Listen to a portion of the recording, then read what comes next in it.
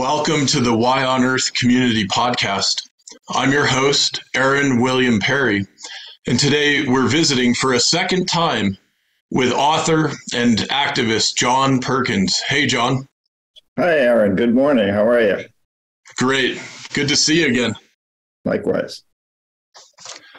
John Perkins is the author of the New York Times best-selling Confessions of an Economic Hitman, which is now coming out in its third edition, as well as Touching the Jaguar, The Secret History of the American Empire, and Hoodwinked.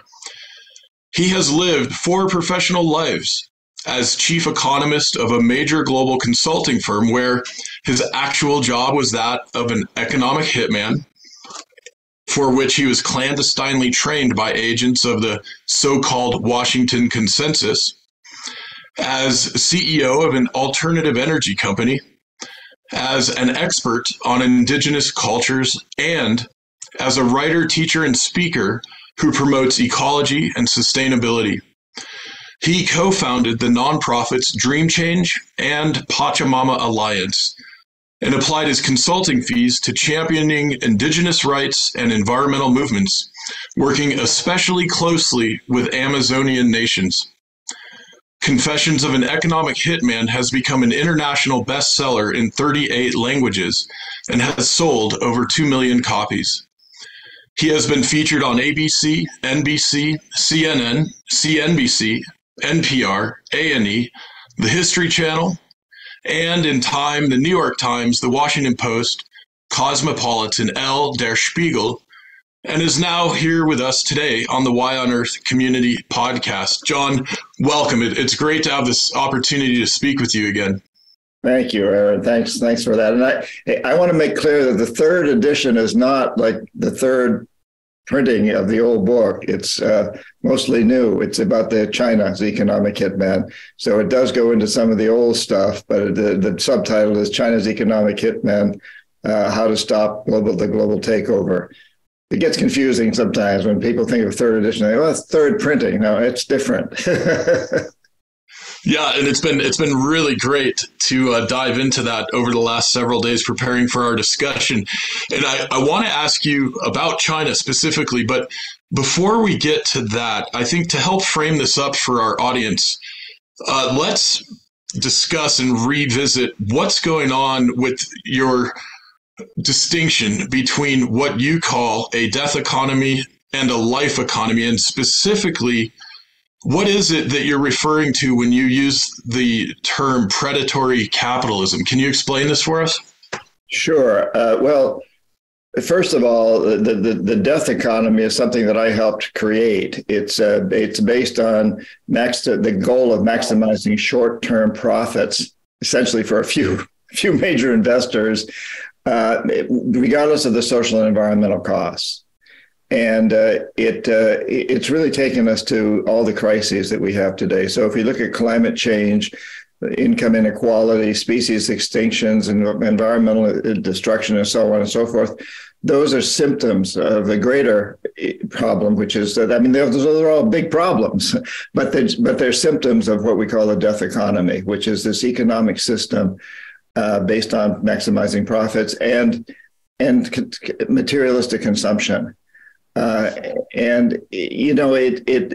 ravaging the earth, it's polluting itself and consuming itself basically into extinction. We all know in our hearts, we know it's not working.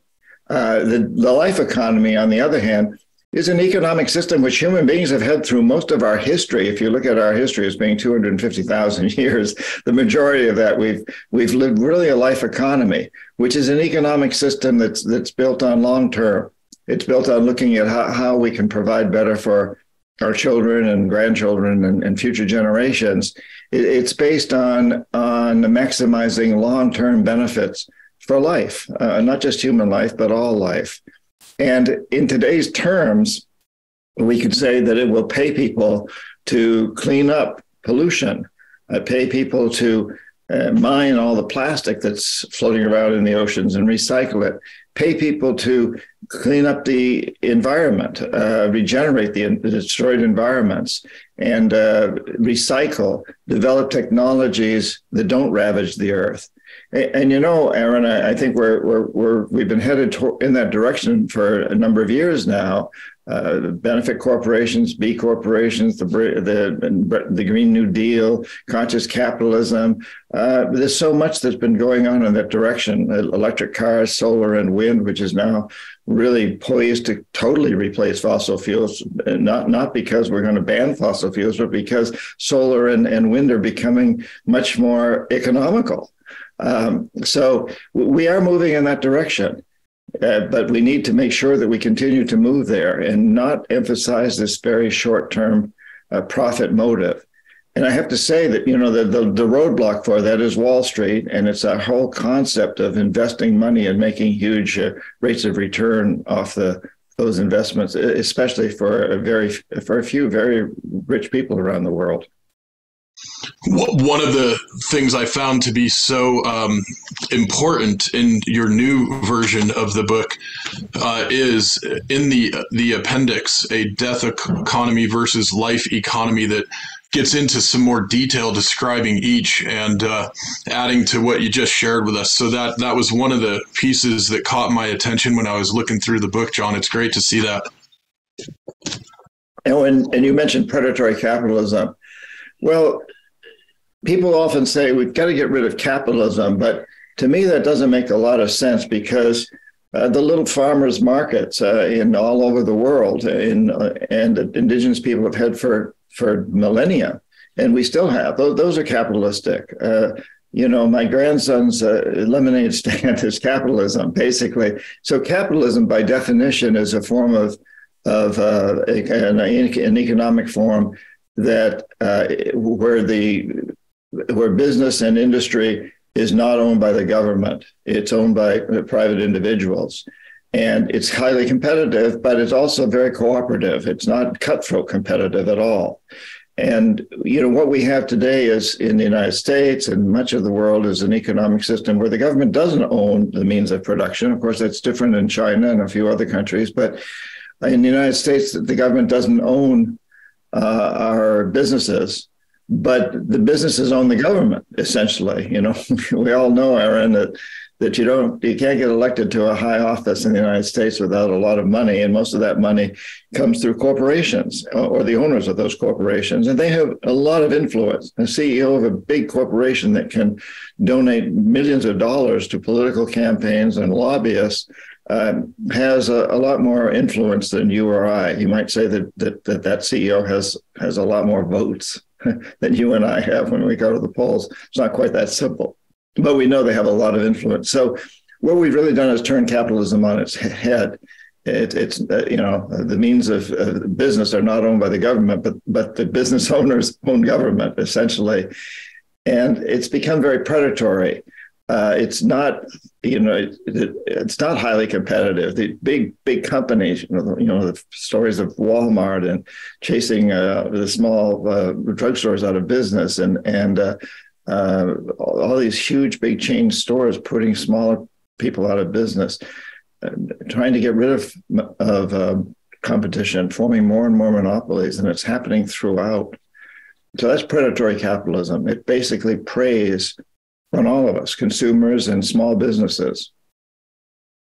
Yeah, and so the directionality here that we're hoping for and working toward is moving away from a predatory capitalism to something we might call a stakeholder capitalism, a community capitalism, or even a stewardship capitalism, right? This is something you've been speaking to for some time now.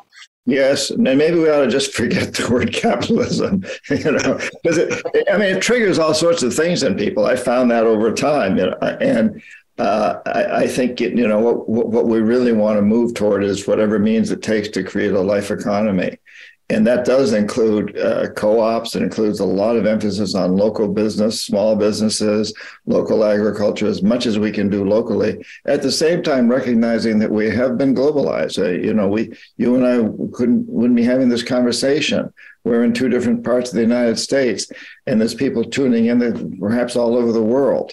And we're connected globally, and that's a good thing. But the more we can do in terms of businesses, in terms of the food we eat, and in terms of the clothes we wear and the houses we build and so forth, the more we can rely on local businesses to provide those for us, the better off we'll all be. And of course, the same is true in energy. We talked earlier about solar and wind. One of the great things about solar and wind is it doesn't need to be centralized. You can have that. Every house can have their own unit, or every community can have their own units. And that's a step in the right direction for many reasons, many reasons, and not the least of which is that they don't get wiped out by hurricanes or people shooting up substations the way that we've seen that our centralized systems are extremely vulnerable to these outside influences, and now increasingly to cybernetics, that we know that somebody with a computer can take out an entire power grid.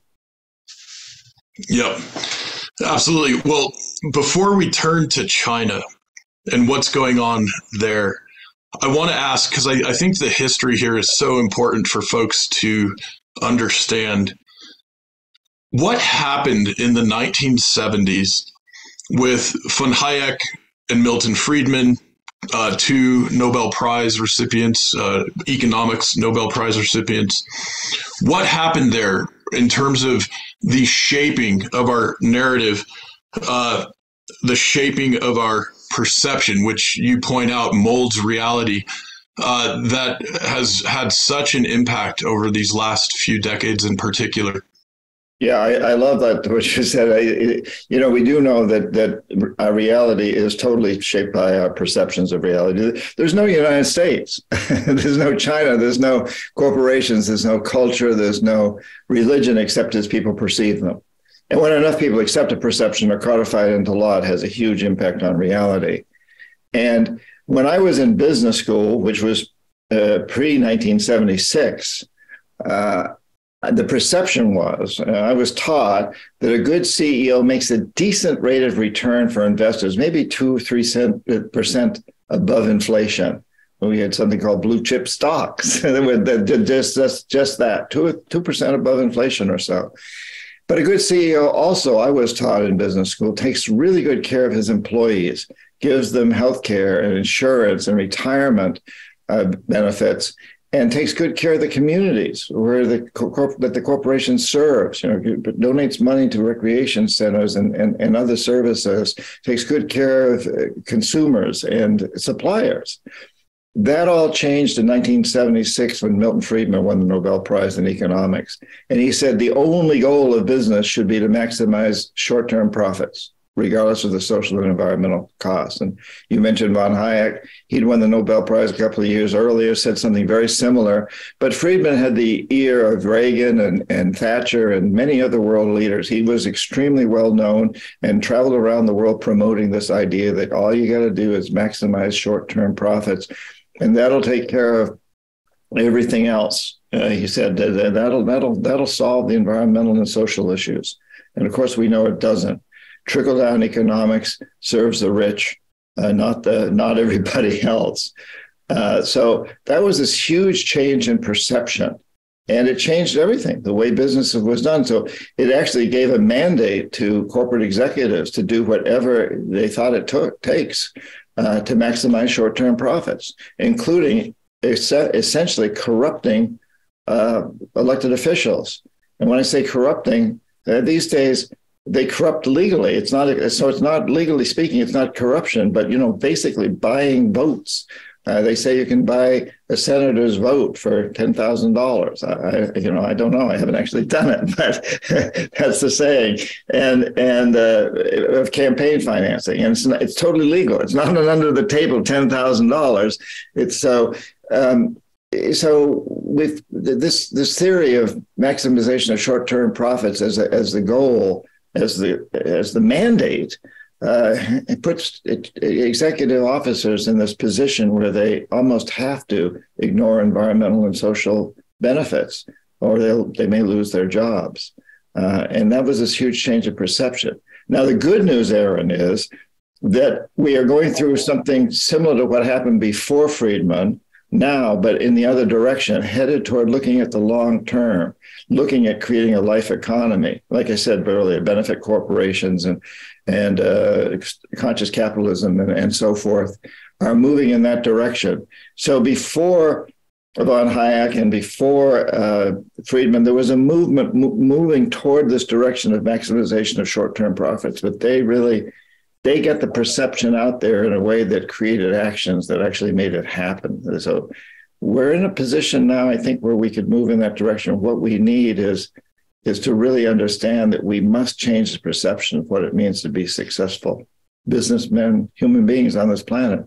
It is not about short-term maximization of materialistic consumption. It's about long-term benefits for all. Yep. Wow. So beautifully articulated. And thank you for sharing some of this history with us, because I think it's so important for us to have a better understanding of how we got to where we are.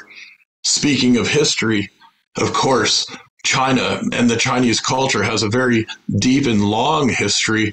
And to transition now to focus our discussion on what's going on with China specifically, fill us in. What is happening under the leadership of Chairman Xi, the New Silk Road, et cetera? What's at play here now? Well, China has taken over the world. Some people say, we can't let China take over the world, but they've done it. It doesn't mean that we can't now go back in and compete. But the fact of the matter is, they are the number one investor and the number one trading partner with countries all in every continent. They are the major world trading partner and investor today in Africa, Latin America, Asia, the Middle East, Europe, even the United States, in North America. And that's happened to a certain degree because they really learned, their economic hitmen learned from the successes that I and my fellow economic hitmen in the United States had, and also from our failures. And the other thing there's a lot of things happen. But one of the big ones was that after 9/11, the United States, we focused all of our attention on the Middle East, especially Iraq and Afghanistan.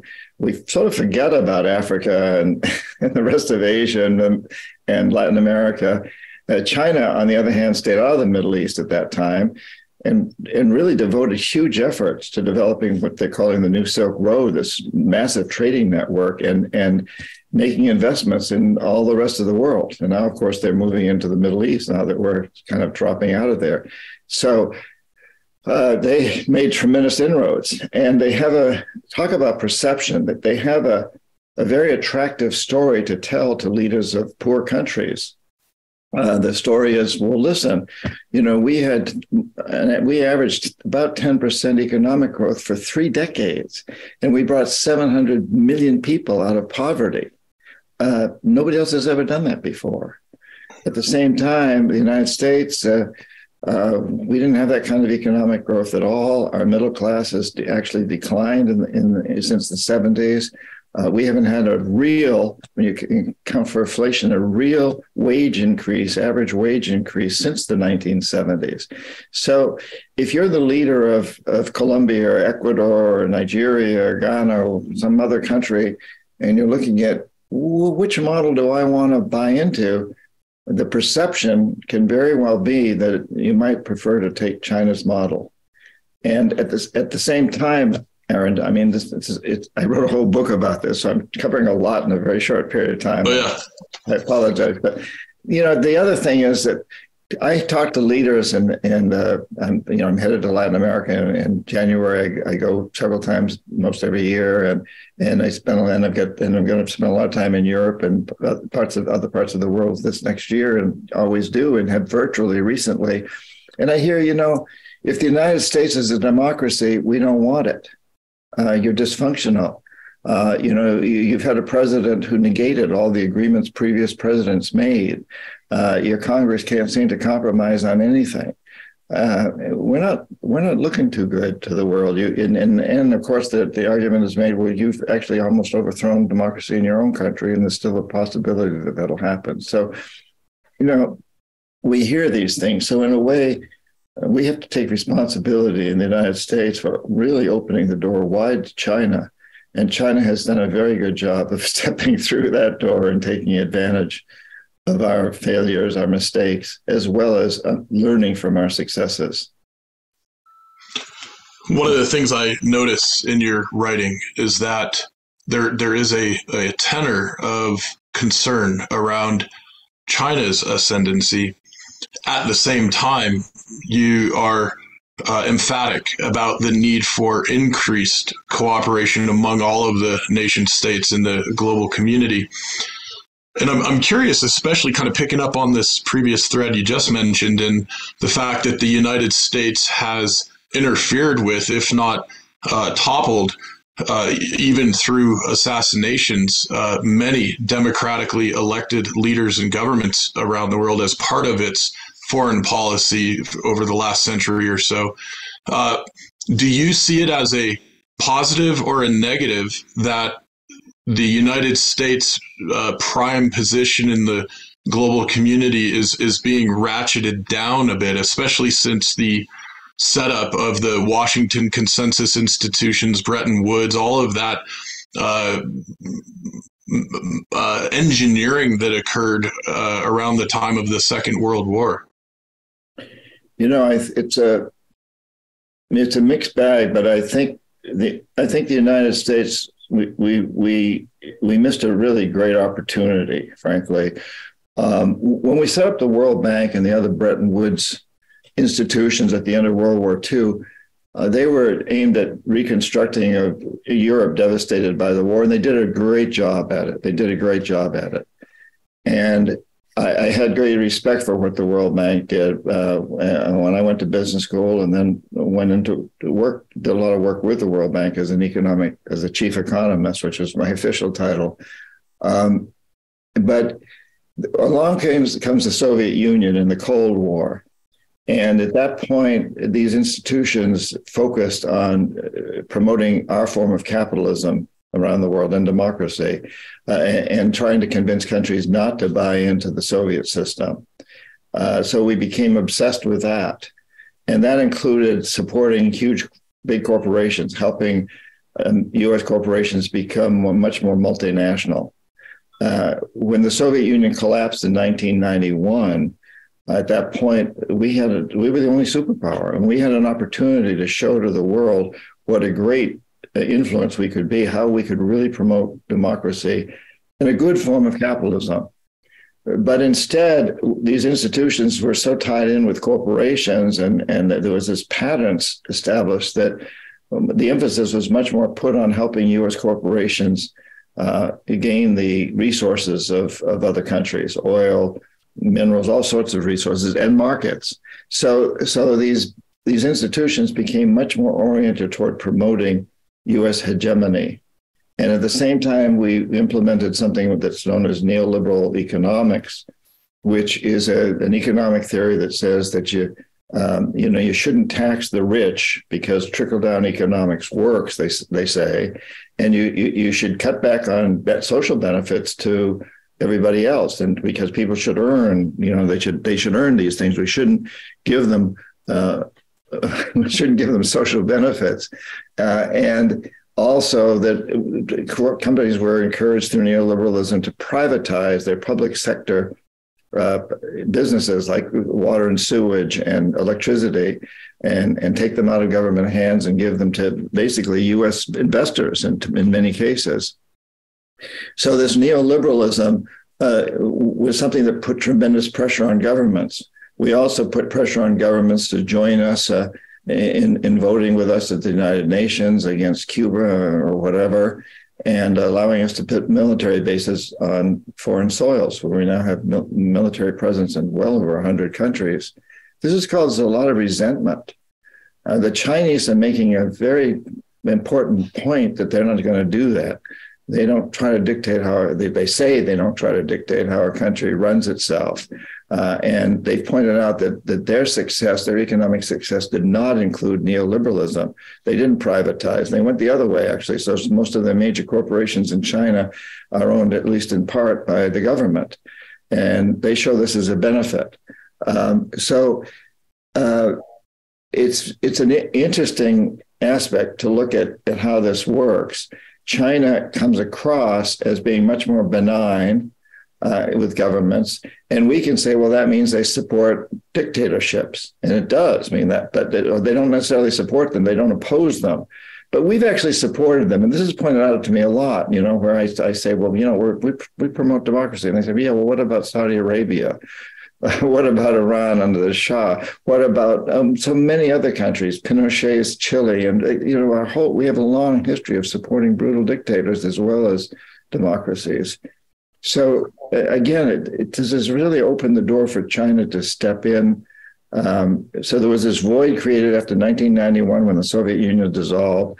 I think we blew some tremendous opportunities. And then along comes China. And in 2012, 2013, when Xi became head of the government there, he saw the opportunity to use everything that China had done before him to grow its economy, to become a world-class economic power. He saw the way to use that and go out to the rest of the world and bring the rest of the world into the Chinese sphere. And so he's been very successful at doing that. I think things are beginning to maybe perhaps turn around a bit now. We can talk about that more if you want, but I think there's now beginning to be some backlash against China. And I think the United States is beginning to understand that it has to step to the plate and do more in the world. Absolutely. Yeah, I'd like to talk about that. Before we go there, I would like to ask you to briefly describe the 4 pillars of the economic hitman strategy, with fear, with debt, with anxiety, and the divide and conquer strategy. Because I think it's really important that folks understand this, because some of these forces are not only at play in the broader global landscape, but also can affect us at the individual level as well. Could you just run through that really quickly for us? Yeah. yeah. I wrote a whole book about it. So yeah. read the book, right? Read the book for sure.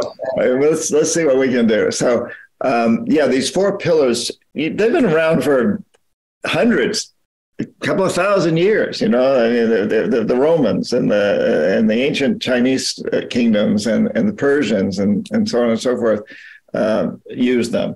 So the first one is fear, a fear of invasion, and you fear that another country is going to invade you, so you ally with them, or you ally with someone who can protect you against this other country.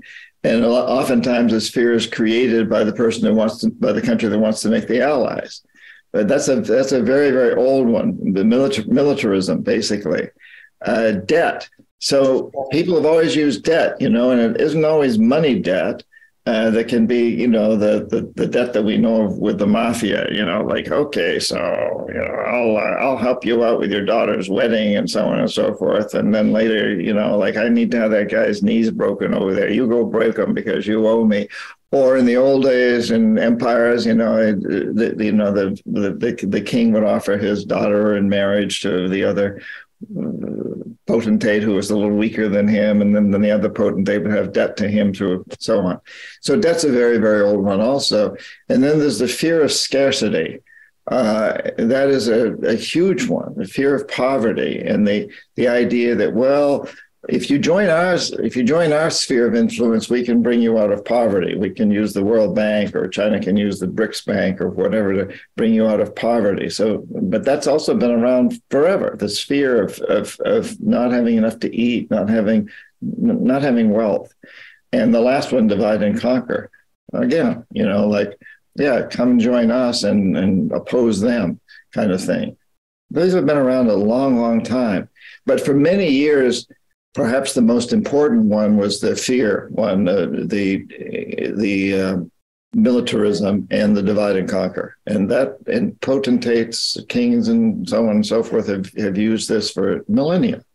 That changed radically after when I was an economic hitman in the 70s, because the failure of our military in Vietnam was a shocking experience for not just for the United States, but for countries everywhere to look at that, how the huge military power, the United States, was defeated by people who had, little cannons mounted on bicycles and shot down our planes with those little cannons on bicycles. This was shocking. And it probably shouldn't have been shocking, because actually during the American Revolution, we kind of did the same thing, hide behind trees, and this greatest army in the world was the British Army was defeated by a handful of, farmers, basically. But it was shocking in the 70s when that happened. So that was when I was an economic hitman. And at that point in time, the decision was made to rely a lot more heavily on debt. So listen, if you can put countries in debt, I go in and I say, hey, here's a country that has oil, some resource we want, and we're going to make you an offer that we're going to give you a big loan, and you'll use that loan to hire our companies to build big infrastructure projects in your country, like power plants and industrial parks. And these will, of course, make our companies rich, big profits, but also they'll help you. And you're talking to the leaders of countries who own the businesses and industries. And yes, they will benefit from more electricity. And we don't bother to mention that that'll take money out of the general coffers to pay for education and healthcare and other social services for everyone else. It won't help the majority of the people, but it will help a few of the rich people who we're talking to. And then we say, but since at some point you won't be able to pay your debt off, and so we'll help you by using the collateral, which is your resource. You give that to our companies real cheap, oil, minerals, markets, whatever. Give that to us real cheap without many environmental or social regulations. And so, we decided that this was the way to conquer countries, basically, to bring them into our sphere. And our sphere, we might call it an American empire, but it really isn't. It's a corporate empire. And the United States supports it, but big time. But some of these corporations, infamously Halliburton, don't even have their headquarters in the United States. They're in Dubai. And these companies don't have any loyalty. They try to avoid paying taxes, and the big ones do avoid paying taxes. They don't have any loyalty to the United States at all. But the United States, they bribe our Congress people legally, and they hire they have a lot of leverage through lobbyists and other consultants that they use. So they use the U.S. big time, but they're not loyal to the U.S. for the most part. Interesting. Well, before we transition to some of the good news and some of the positive emerging trends that you're seeing and tracking, I want to remind our audience, this is the Why on Earth Community Podcast. I'm your host, Aaron William Perry, and today we're speaking with author John Perkins, who has written many books, including Confessions of an Economic Hitman, which now has a fully updated third edition available. And want to thank some of our sponsors. We have in the Why on Earth community a number of folks who are giving monthly through our monthly donation program. And if you're giving at a $33 or higher level, we're happy to send you a shipment of our biodynamically grown hemp-infused aromatherapy soaking salts from Waylay Waters. You can go to whyonearth.org/support to sign up if you'd like to do so. We also appreciate all of the likes and subscribing on our YouTube channel, our social media pages, and so on. And of course, a special thanks to several of our affiliate partners. This includes Purium, Four Sigmatic, Chelsea Green Publishers, Organic India, and again, Waylay Waters. You can go use the code WHYONEARTH with these companies to get special discounts on their products. And you'll find links at whyonearth.org/partners-supporters. Of course, also want to mention the new book, veritasbook.com, that features much of the wisdom of guests like John and others who have been on our podcast. And want to make sure, John, that we tell folks where they can get a copy of your book and how folks can connect with you as well via social media and otherwise. What are the best URLs to direct people to? JohnPerkins.org or economichitmanbook.com. Economichitmanbook.com or at johnperkins.org. and you can order them, but pre-order it. So what you've got there is a pre-publication copy, a galley copy, and that's why it's got a little banner across the bottom, but just above the flag there, that says that. So it's not in the bookstores yet, but it will be in February, and you'll get a copy in February. But I'd love to have you pre-order now. And if people, if you go to my website, you can see how to do that through local bookstore or wherever you buy books.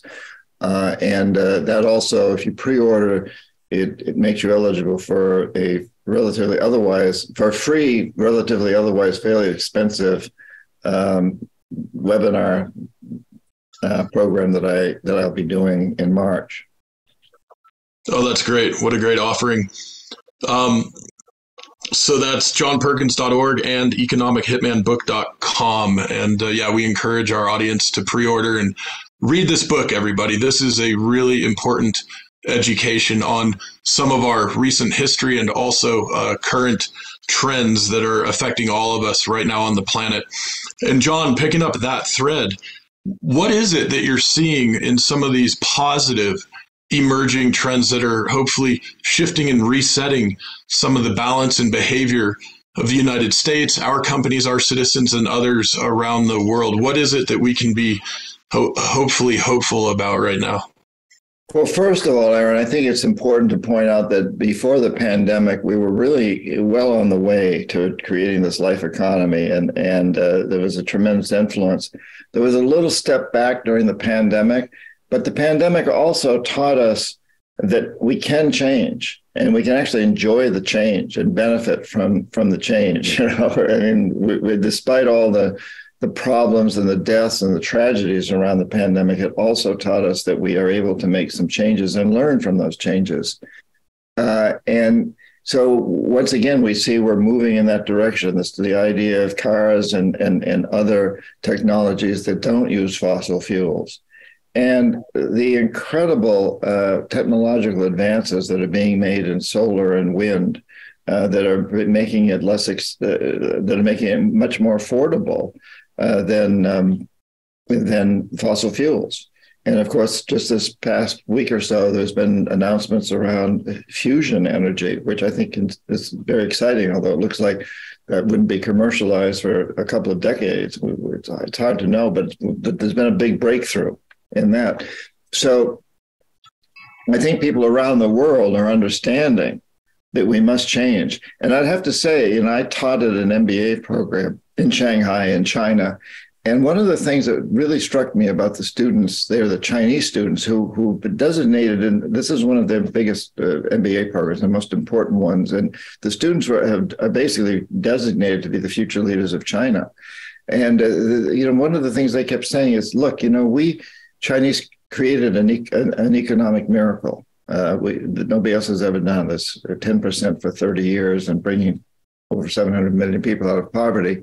But it came at a horrible price environmentally and socially. And we're very, very aware of that. We've had to live through the terrible pollution, air we couldn't breathe, and huge problems. We've seen that. We don't want that for our kids or our grandchildren.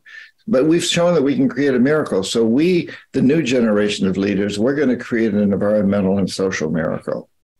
And will they do it? I don't know. But they certainly have been making some attempts. Bloomberg recently came out with a study that showed that in the past 7 years, China has done more to abate pollution there than we've done in the United States in 30 years. So, and I'm not trying to paint China as a good guy, and China's done a lot of bad things and a lot of good things, but I am trying to say that all over the world, people are getting it. And let's face it, there are no bad people. We all want the same thing. We want clean air. We want nutritious food. We want good water, potable water, and we want good soils. We want good homes, and we want good futures for our kids, and we want healthcare and education. Everybody wants that. And there's bad leaders. There's no question about that. We got a few out there right now. There's very bad leaders. We've seen that with Putin, who for a long time was beginning to look like a pretty good leader. He did a lot of amazing things to bring up Russia's economy, and then he kind of went off the hook. He went crazy. But people around the world have the same needs. And we must understand that we all need to come together to create a future that our children will want to inherit, because we're not going to do it in the United States alone. China's not going to do it alone. Nobody's going to do it alone. We can only do it if we work together. We can disagree on just about everything else. We can fault the Chinese for what they're doing in Taiwan and Hong Kong and with the Uyghurs, and they can fault us for what we've been doing in Iraq and Afghanistan, and with our prison population, which they point out is outrageous, the way we treat our prisoners and our immigrants, the way we treat immigrants. So they criticize us for these things. We criticize them, and we can continue disagreeing on many, many, many aspects. But let's agree on one thing, and that is nobody survives on a dead planet. And we've been headed toward creating a dead planet. So let's understand that we all need to focus on agreeing that we must transform the death economy to a life economy. Absolutely. Well, John, it is such a joy to have the opportunity to visit with you again and to share a bit more of your perspective and wisdom specifically around this transition to a life economy. It's wonderful. It's beautiful. It's a joy to be connected with you. And again, want to encourage all of our audience to get your book, Confessions of an Economic Hitman, the 3rd edition. And while you're at it, get Touching the Jaguar too. We had a previous podcast interview with John about that as well. And before we go, John, and we may be able to record a behind the scenes shorter piece together to share with our ambassador network. So hopefully we'll have that available as well. But before we sign off for this moment with this podcast episode, I just want to open the floor up to you to say anything else, share anything else you'd like to for our audience in these special and momentous times we share together. Thanks, Aaron. I think above all, I'd like to say that I think we should all feel blessed that we live at this time, because we're at a time of human evolution like no other time that human beings have ever experienced. Where we really are poised to redefine what it means to be humans being on this planet. And in this new Confessions book, I outline a lot of things everybody as an individual can do. And 5 questions we can all ask ourselves, which basically are, what do I want to do for the rest of my life? How will I do this in a way that'll help transform a death economy to a life economy? What's stopping me from doing what I most want to do for the rest of my life? And 4, what is, 3, what's stopping? What are the barriers? 4, when I really look at these barriers, how can I change the perception so that I can turn this around? And 5, what are the actions I take? And the book goes into the detail of how you do that. But I think it's really important for everybody to understand that we all have the power to make this happen and to enjoy the process. So that in such a question, what do I want to do for the rest of my life? For me, I answer, I want to write. I love to write. I want to keep writing. And how do I do this in a way that transforms a death economy to a life economy? I write about that. I try to inspire people. What's stopping me? Well, maybe I don't have enough time to write. Why do I confront that? Well, maybe I should turn the television off for an hour every night and write instead, and then what actions do I take? I got to write, and I think, whether you're a plumber or a parent or a teacher or a carpenter or a podcast host or whatever you are, these are questions we can continually ask ourselves. And I think to understand that every one of us has an important role to play in this process. We have the power to transform this death economy to a life economy, to create a world that our future generations will thank us for and will want to inherit. What an exciting time, Aaron, truly exciting. And, programs like yours that are bringing this out to people are so inspiring and exciting. Again, I keep using that word, but I'm excited. Absolutely beautiful. Well, thank you so much, John, for visiting with us and for sharing these insights and this wisdom with us. It's much appreciated. My pleasure, Aaron. Thank you. Thanks. Take care. Yep. Bye-bye. Keep up your great work, Aaron. I love what you do. Thank you, John. Likewise. Talk soon, my friend. Okay. Thank you. Bye. The Why on Earth Community Stewardship and Sustainability podcast series is hosted by Aaron William Perry, author, thought leader, and executive consultant. The podcast and video recordings are made possible by the generous support of people like you. To sign up as a daily, weekly, or monthly supporter, please visit whyonearth.org/support. Support packages start at just $1 per month. The podcast series is also sponsored by several corporate and organization sponsors. You can get discounts on their products and services using the code WHYONEARTH, all one word with a Y. These sponsors are listed on the whyonearth.org/support page. If you found this particular podcast episode especially insightful, informative, or inspiring, please pass it on and share it with a friend whom you think will also enjoy it. Thank you for tuning in. Thank you for your support. And thank you for being a part of the Why on Earth community.